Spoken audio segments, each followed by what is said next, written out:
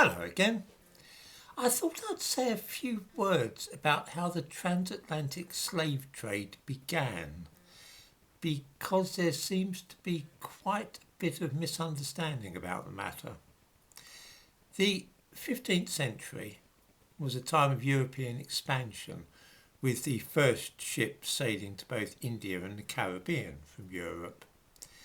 There were rich prizes to be gained for the merchants who were daring enough to blaze a trail by being the first to bring back spices, gold, or human captives from far off places. Africa seemed very enticing in this respect.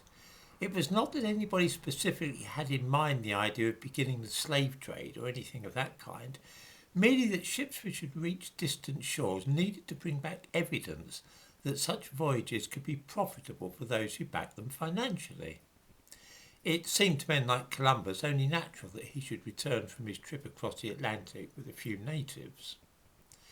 When a young captain called Anton Goncalves set off from Portugal in 1442, he had a mundane commission from Prince Henry, who became known as Prince Henry the Navigator, to bring back some seal skins and oils.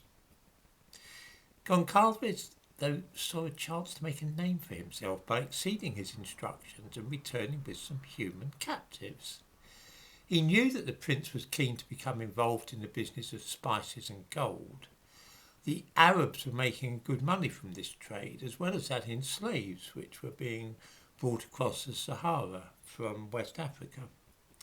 So it was that when he reached the coast of West Africa, Goncalves decided that in addition to the sealskins and oil, he'd curry favour with Prince Henry by bringing him a few black people as well. He took his men ashore at night, and they went in hunt of some natives who might be taken on board the ship. There was a fierce skirmish in the course of which 3 Africans were killed, but eventually half a dozen black people were indeed taken prisoner. One of these was a man called Adahu, who spoke Arabic, and by great good fortune the expedition had a Portuguese interpreter on board who understood Arabic. It soon became clear that Adahu was prepared to help the sailors in acquiring as many slaves as they wanted. He explained that he was himself a leader, the equivalent perhaps of a minor prince or nobleman, and had access to the local slave traffic in slaves. Tempting as the offer was, it was decided to take those who had been captured back to Portugal and let others make of Adahu's suggestion what they would.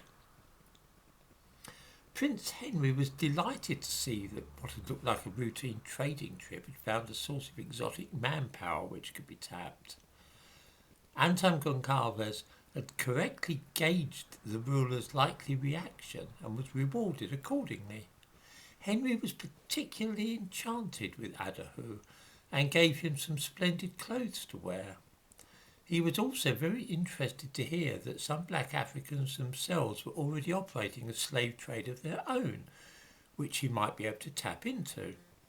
He agreed that Adahu could be returned to his home and that the two of them would become allies in the export of slaves from Africa to Portugal.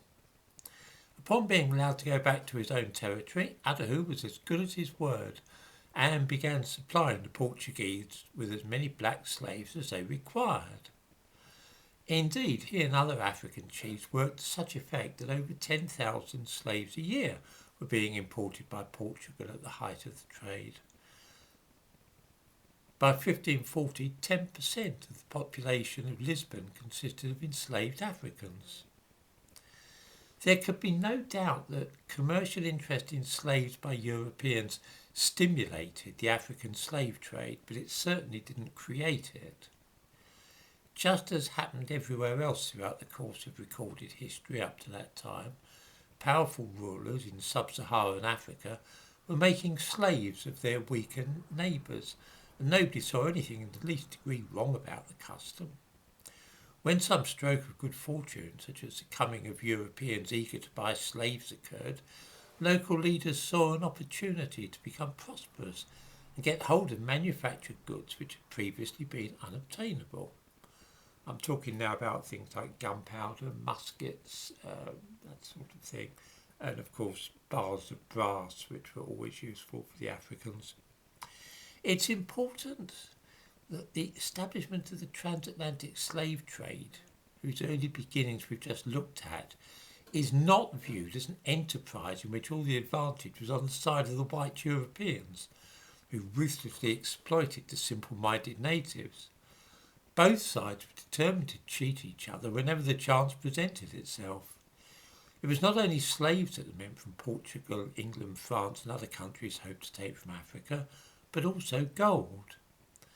Not for nothing was the modern-day country of Ghana known until 1957 as the Gold Coast.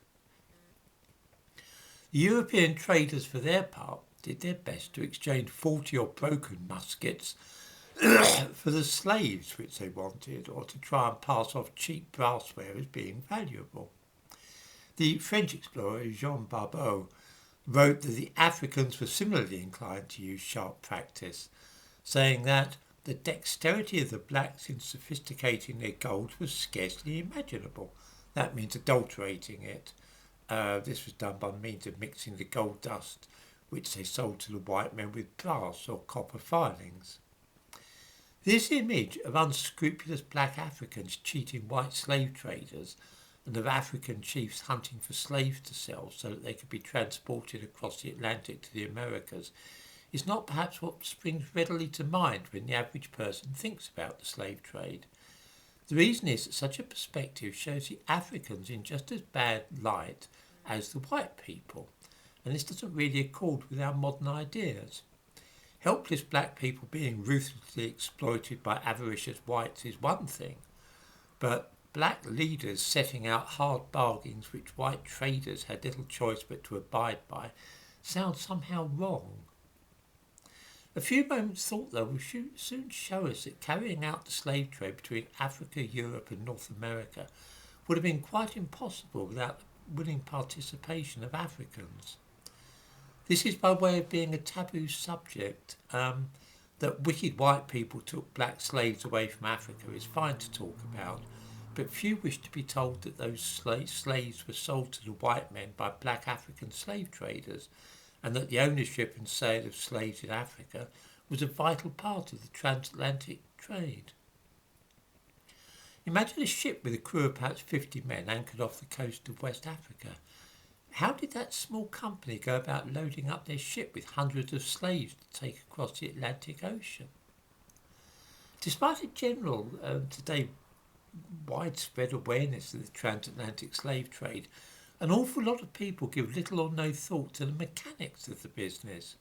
Do people think that the crew went ashore and started up rounding people at gunpoint?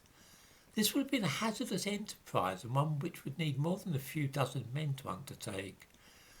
Those ships, the slavers, would typically carry anything between 250 and 600 slaves.